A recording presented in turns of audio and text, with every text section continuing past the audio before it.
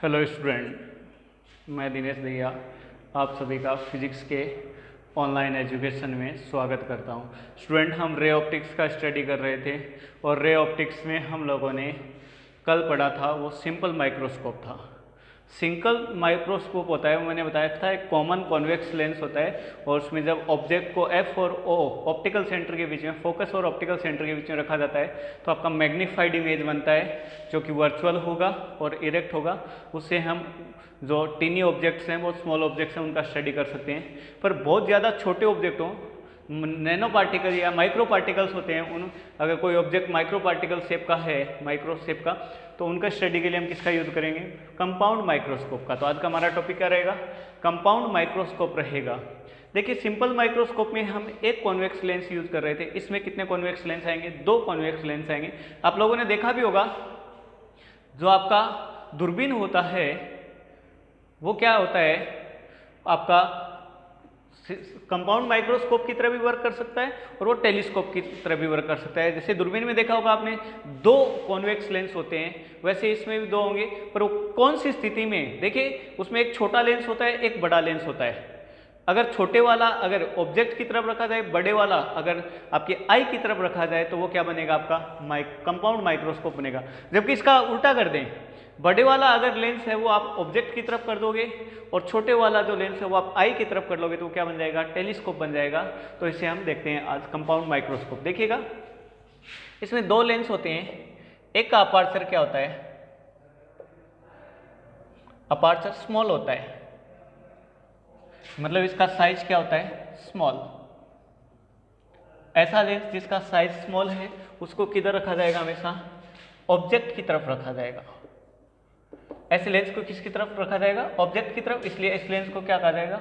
Objective lens. Objective lens. जबकि एक ऐसा लेंस होगा जिसका अपर्चर या साइज क्या होगा? बड़ा होगा।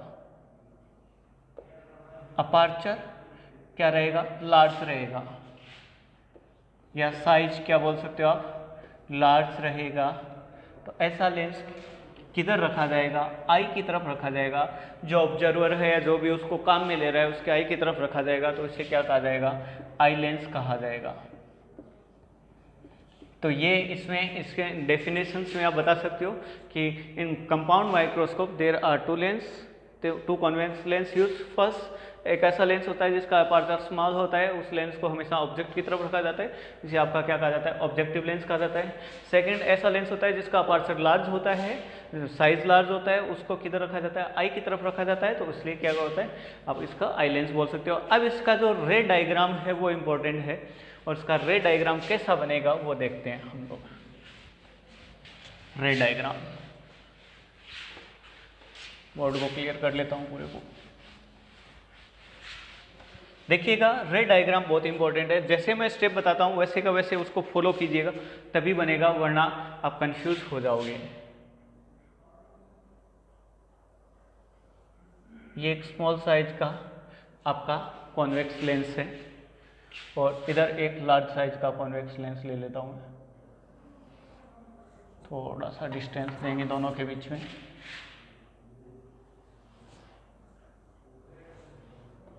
ये एक लार्ज साइज का कॉन्वेक्स लेंस, दोनों का प्रिंसिपल एक्सिस फर्स्ट वाला है, ये उसका ऑप्टिकल सेंटर O, और सेकंड वाले का ऑप्टिकल सेंटर दे देंगे हम ये E। E क्यों दिया?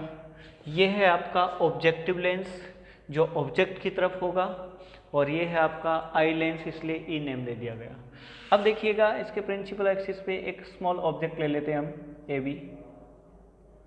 यहाँ ले लिया AB। AB कोई ऑब्जेक्ट है। इस ऑब्जेक्ट से 2 रेस निकलेंगी। First, parallel to principal axis. अब ये जो पैरेलल टू प्रिंसिपल एक्सिस है वो इसके फोकस पॉइंट से जाएगी, और कोशिश ये कीजिएगा कि इसके एंड पॉइंट पे आके गिरे। इस प्रकार से, मतलब इस प्रकार से इसको ड्रॉ करो कि इसके एंड पॉइंट पे आके गिरे। यहाँ पे आ गई। ये आपकी कौन सी रे हो गई? फर्स्ट रे हो गई, जो यहाँ से इस प्रकार से यहाँ पहुँच गई। अब सेकंड वाली इसके ऑप्टिकल सेंटर से गुजरेगी, ऑप्टिकल सेंटर से गुजारो और ये बीच में काटेंगी, इंटरसेक्ट करेंगे एक दूसरे को। यहाँ पे मान लो इन्होंने इंटरसेक्ट किया, यहाँ पहुँच गई ये रेज। अब इंटरसेक्ट करेगा, फर्स्ट का ये ऑब्जेक्ट है जहाँ रेज इंटरसेक्ट करती है वहाँ क्या बनता है आपका इमेज बनता है। तो फर्स्ट का इमेज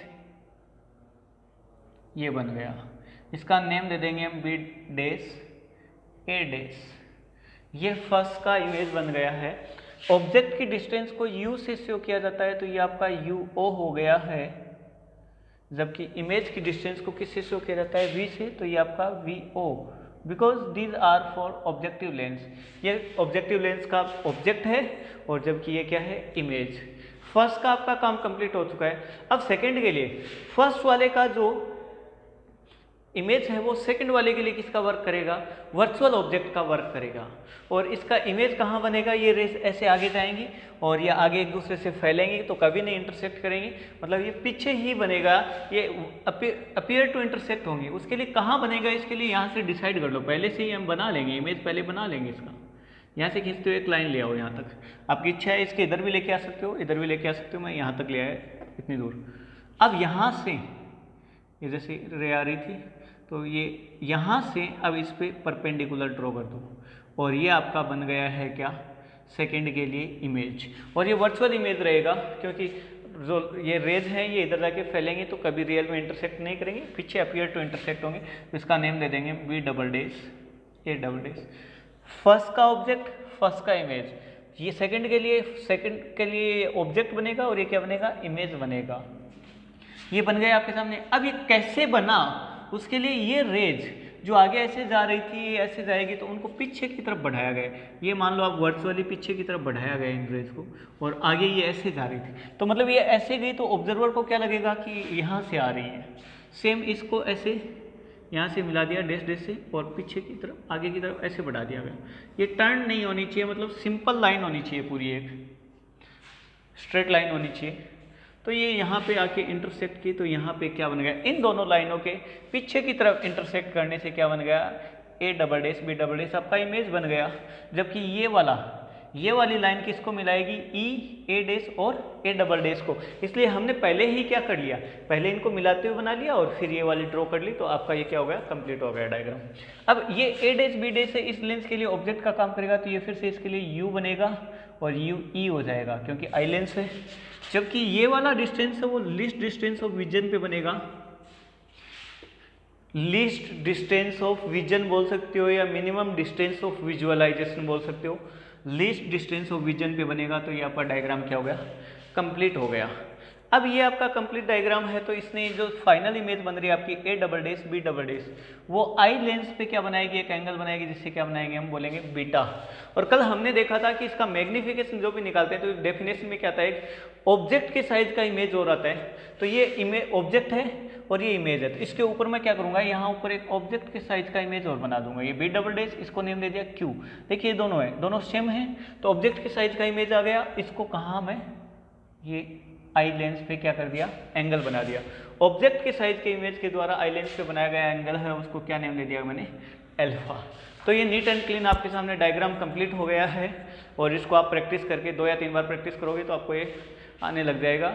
वीडियो को आराम से देखते हुए बना लीजिएगा। अब देखेंगे इसकी magnification power. M equal to क्या हो जाता है, angle created by final image on eye lens. Eye lens के द्वारा जो फाइनल इमेज के द्वारा आई लेंस पे जो एंगल क्रिएट किया गया है वो रेशियो में क्या आएगा, angle created by object size image, object size image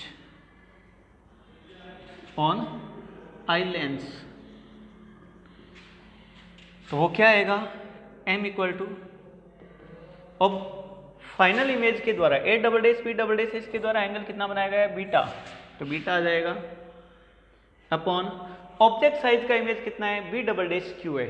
मतलब क्या बोल सकते हैं हम इधर कि ए बी इक्वल टू क्या है, बी डबल डेस क्यू। ये आई लेंस पे कितना एंगल क्रिएट करेगा, अल्फा क्रिएट करेगा। तो ये आ गया alpha, equation number first.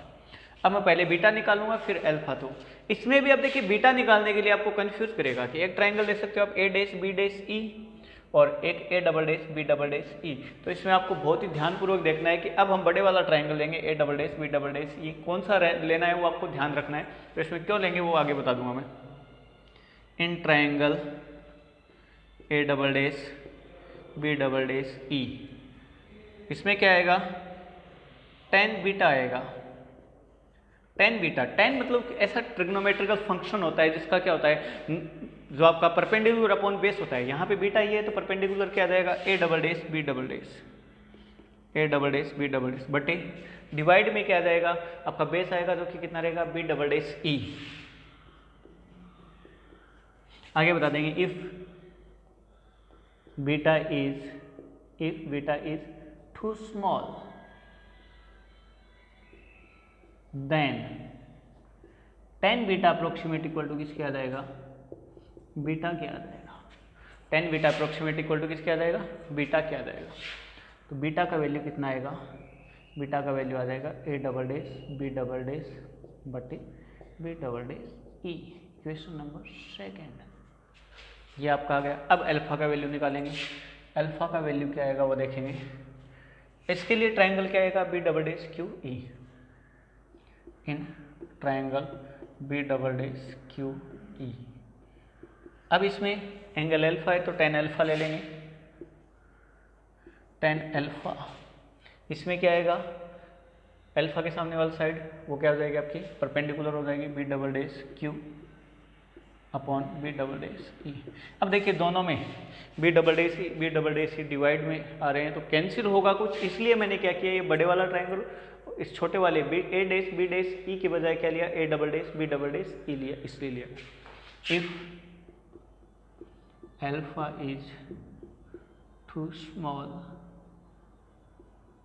Then tan alpha approximate equal to क्या आएगा, alpha. That's mean alpha equal to क्या आएगा। अब देखिए B double dash Q, B double dash Q की जगह क्या आ जाएगा आपका, ए बी आ जाएगा, A B upon B double dash E, equation number third. और थर्ड और सेकंड से वैल्यू कहाँ पुट कर देंगे, फर्स्ट में पुट कर देंगे, substituting values from equation second and third in equation first. Second और थर्ड से वैल्यू कहाँ पुट कर देंगे, फर्स्ट में पुट कर देंगे। एम इक्वल टू बीटा का वैल्यू कितना आया, A double dash B double dash बटे B double dash E, A double dash B double dash बटे बी डबल डैश ई बटे में आपका क्या आएगा, अल्फा का वैल्यू ए बी बटे B double dash E, A B बटे B double dash E. B double dash E से बी डबल डैश ई क्या हो गया, कैंसिल हो गया। तो आपका एम कितना आएगा, एम आएगा स्टूडेंट, कॉमन सी बात है, ऊपर आएगा A double dash B double dash बटे ए बी, ये आ गया। अब ये मैग्निफिकेशन का क्लियर फॉर्मूला नहीं है, इसको आगे और डेराइव करेंगे हम, मतलब इससे कोई कंक्लूजन नहीं निकलेगा। कंक्लूजन निकलने के लिए क्या करेंगे, इस इक्वेशन को मैं डिवाइड और मल्टीप्लाई कर दूंगा, किससे, ए बी से मल्टीप्लाई करूंगा। क्यों करूंगा उसका रीजन आपको आगे मिल जाएगा। मल्टीप्लाइंग अब equation, multiplying and dividing above equation by A dash B dash से क्या करूँगा मैं, डिवाइड और मल्टीप्लाई करूँगा। क्या उसका रिजल्ट रहेगा वो देख लेते हैं। M equal to A double dash B double dash divide में ए बी, मल्टीप्लाई होगा पहले ए डैश बी डैश से और डिवाइड आ जाएगा A dash B dash. M equal to, इसको कुछ इस प्रकार से, इसका डिनोमिनेटर वो इसके साथ लिख देंगे, इसका डिनोमिनेटर इसके साथ, A double dash B double dash divide में A dash B dash into A dash B dash ऊपर रहेगा ही डिवाइड में ए बी। अब इसका फ़र्क क्या पड़ा, क्योंकि देखिएगा A double dash B double dash by A dash B dash, A double dash B double dash, A double dash B double dash divide में ए डैश बी डैश। मतलब आई लेंस के लिए A double dash B double dash किसका size है, size of image, divide में A dash B dash क्या होगा, size of object. मतलब ये इसका मैग्निफिकेशन बनेगा। मैग्निफिकेशन का फॉर्मूला क्या होता है आपको इधर बता देता हूँ मैं, इस साइड लिख देता हूँ, m बराबर एच डैश अपॉन एच होता है। तो वही यहाँ पे फॉलो हो रहा है, बस केवल एच डैश और एच ना लेके हमने इनके जो नेम है वो ले दिए, A double dash B double dash divide में ए डैश बी डैश। इसका क्या बनेगा, दोनों का रेशियो में मैग्निफिकेशन बनेगा। तो ये क्या हो जाएगा, इक्वल टू एम ई होगा and A dash B dash divide में A B. A dash B dash है वो इस ऑब्जेक्टिव लेंस के लिए क्या है, इमेज है। तो size of image upon size of object, A B इसका ऑब्जेक्ट है, तो वो क्या हो जाएगा आपका एम ओ हो जाएगा। तो m equal to final magnification power क्या आ जाएगा, वो आ जाएगा एम ओ इंटू एम ई।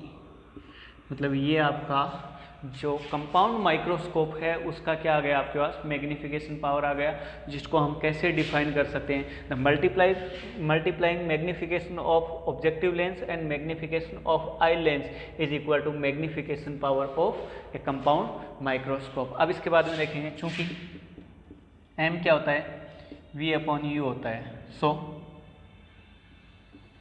एम ओ कितना आएगा, एम ओ आएगा वी ओ अपॉन यू ओ। अब इस लेंस के लिए इधर की डिस्टेंस नेगेटिव और इधर की पॉजिटिव, तो वी ओ तो आएगा आपका पॉजिटिव डिवाइड में यू आएगा नेगेटिव। एंड इस वाले लेंस के लिए हम देखें तो इसका एम ई कितना आएगा, एम ई कितना आएगा, यू ई तो इसका ऑब्जेक्ट का डिस्टेंस है, इमेज का डिस्टेंस डी है, दोनों इस साइड की डिस्टेंसेज हैं यू ई और डी, तो ये क्या होंगी, निगेटिव आएंगी, माइनस डी अपॉन माइनस का यू ई, माइनस माइनस क्या हो जाएंगे, डी अपॉन यू ई आ जाएगा, कैंसिल हो जाएंगे। तो आपका फाइनल मैग्निफिकेशन पावर है वो कितना आ जाएगा, वो आ जाएगा m equal to minus V O upon U O into D by U E. ये आपका मैग्निफिकेशन पावर आ गया किसका, कंपाउंड माइक्रोस्कोप का। एम ओ का value minus V O upon U O और आपका जो एम ई का वैल्यू है वो क्या आ जाएगा, डी अपॉन यू ई आ जाएगा। तो ये student magnification of a compound microscope आपके पास आ गया है, इसकी पावर का फॉर्मूला आ गया है। अब इसमें आगे हम देखेंगे कुछ इसकी स्पेशल कंडीशंस। ओके स्टूडेंट, अब इसकी स्पेशल कंडीशंस देखेंगे। तो स्पेशल कंडीशन में फर्स्ट है, if final image is located at infinite. तो मैं इधर मैग्निफिकेशन का फॉर्मूला लिख लेता हूँ, मैग्निफिकेशन का formula minus V O upon U O, minus V O upon U O into D by U E. ये हमने थोड़ी देर पहले हमने इसको डेराइव किया था। अब क्या करेंगे स्टूडेंट, इसका यूज करेंगे। If final image is located at infinite, ये मतलब फाइनल इमेज है, ये इन्फानाइट पे चली जाएगी। इमेज इन्फानाइट पे कब होती है स्टूडेंट, जब ऑब्जेक्ट कहाँ होता है, फोकल लेंथ पे होता है, फोकस पॉइंट पे होता है। तो देखिए ये इसके फोकस पॉइंट पे आ जाएगा, तो यू ई की जगह क्या आ जाएगा, एफ ई आ जाएगा। तो यहाँ लिख दूंगा मैं यू इक्वल टू क्या होगा, एफ ई। इस कंडीशन में आपका मैग्निफिकेशन पावर का फॉर्मूला क्या जाएगा, उसमें चेंज क्या होगा, minus V O upon U O into D by U E की जगह क्या आ जाएगा, एफ ई आ जाएगा। तो ये आपका क्या हो गया, फाइनल जो इमेज है वो इन्फानाइट में बनेगा, तब उसमें क्या आ गया, एम का फॉर्मूला आ गया। अब स्टूडेंट इसमें एक और सेकंड कंडीशन देखते हैं, सेकंड कंडीशन और देखते हैं इसमें। If final image is formed at least distance of vision